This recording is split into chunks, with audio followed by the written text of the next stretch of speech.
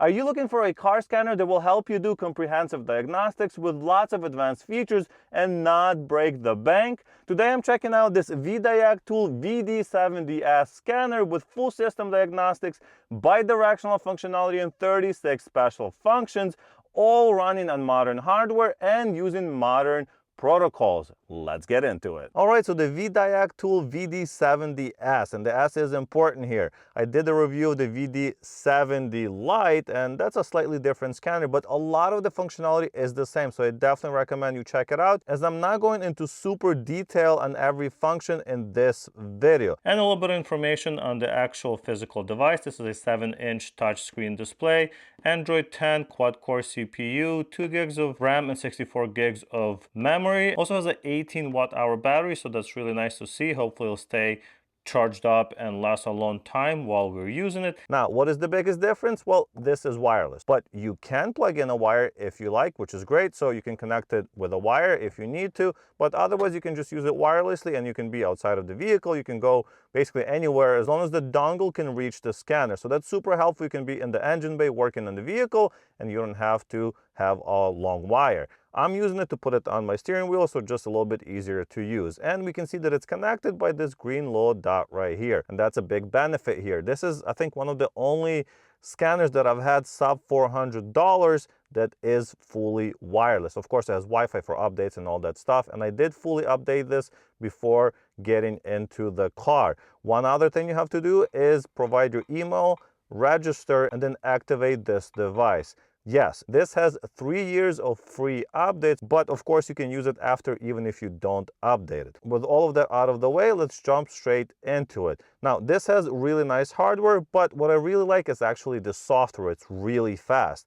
Here we have auto scan, we have manual diagnosis, and we have special functions. We'll check those out in just a minute. And here in the reports, all the reports that we generate on this scanner will go in there, so we can review them later, or we can send them to the clients, things like that. But let's jump into the manual diagnostics, just because I want to show you all the vehicles that it supports, and it basically supports all of them. So here are all the European ones, here are all the American ones, Asia, there it is, China. For some reason China is not part of Asia apparently, and Australia. So yeah, lots of different vehicle makes, and of course if we wanted, you can just hit BMW and then proceed from there, manually selecting the vehicle. But it's much easier to just hit auto scan, and then it's going to automatically scan my car. I have already plugged in the dongle, so you can see that by the little green dot right here, and it's just going to connect and scan the vehicle. Let's see how long it takes. It shouldn't take that long, because this is using the latest protocols for this BMW. That's going to be the DOIP. It's also used on Land Rovers and Jaguars and things like that, and that actually makes it much faster. It also uses CAN-FD protocol for other makes and models to make those faster as well. But yes, this information is correct. I'm on a 2020 BMW X7, so now it's going to scan the vehicle and present us with the options. So we have automatic scan. This will automatically scan all the systems and find all the modules within. We can select those manually if we like, so you can select whichever system you want. And you also have service functions in here, so we'll do that in just a bit. And you can also hit this fault code guide. This will just scan the systems, find the codes, and then provide a lot more information per code. Super helpful actually. But we're just going to continue with automatic scan, and look how fast this is. There's like 33 modules in here, and it just goes boom and done. That's that DOIP protocol that I was talking about. And we can see that 7 modules actually have some kind of issues. And what we can do from here is, for example, create a report. So this will create a report for us that we can then send to a client or something like that. So if I hit preview, here is that report. So all that information with the codes, explanation in the bottom, the history, all that stuff is just right there. And I just can save it. And now it's saved to that report button that we saw earlier. With the report created and saved, we can of course go to DTC list, or we can hit clear all codes on the car. So we'll go through each module and then clear them, and then rescan that module to see what's left. Because a lot of the times there's like temporary codes or history codes or things like that that don't really matter if you're trying to troubleshoot something.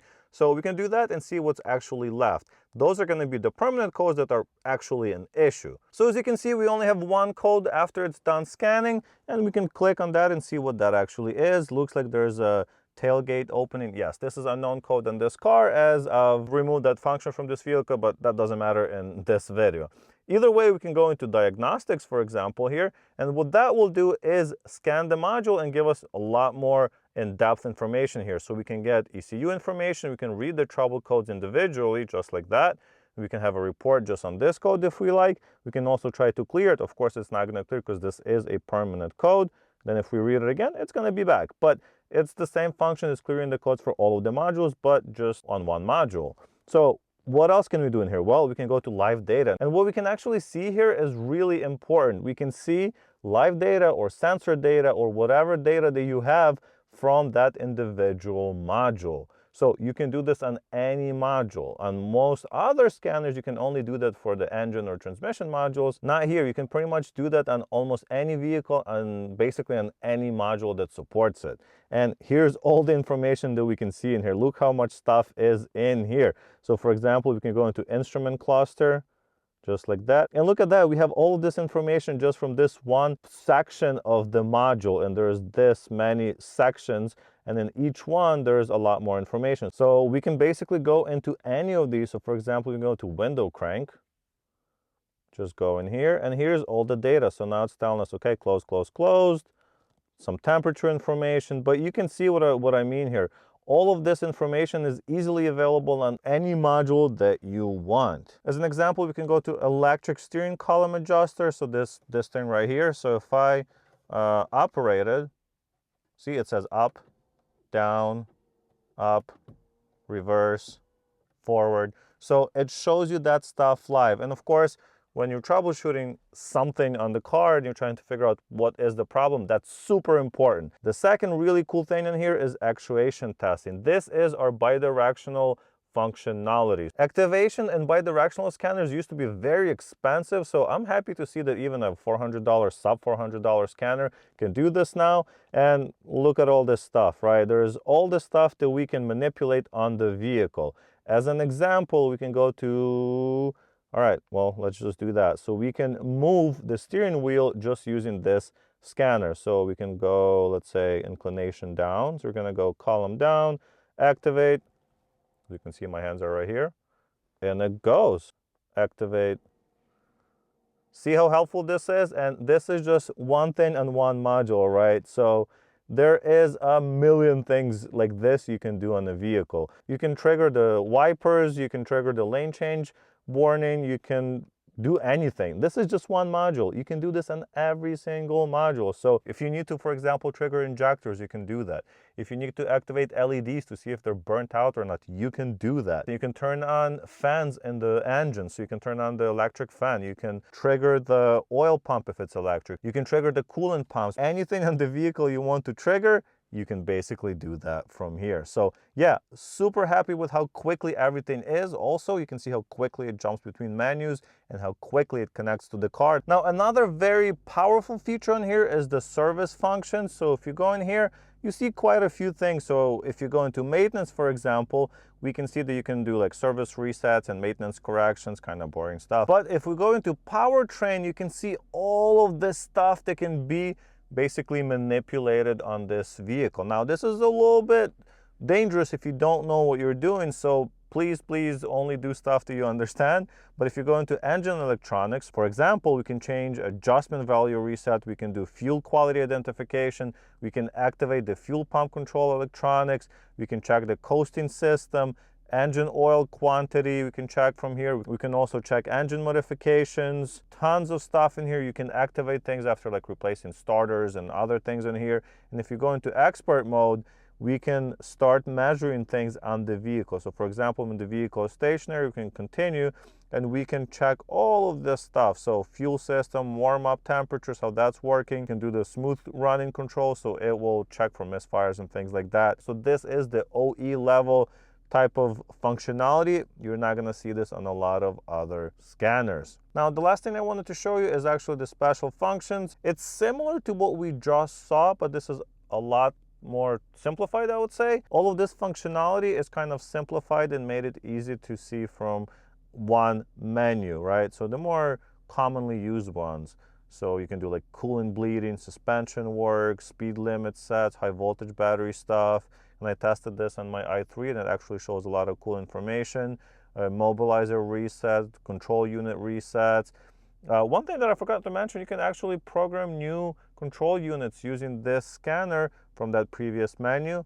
We have our SRS, we have oil resets, BMS resets, injector coding, tons of really cool stuff, and I am very happy to see that it's actually available there. Now, a few things that I can't show you, but I would like to talk about is the PMI function. This basically transfers data from the original module, and you can transfer that to a new module, so copy a module, and that's for Fords, Lincolns, and Mazdas. We also have V.A.G Guided Function, which offers basically step-by-step guidance to diagnosing complex issues on the V.A.G vehicle. So if you work on a lot of different vehicles, this will be very, very helpful. One last thing I wanted to show you is actually the graphing capabilities.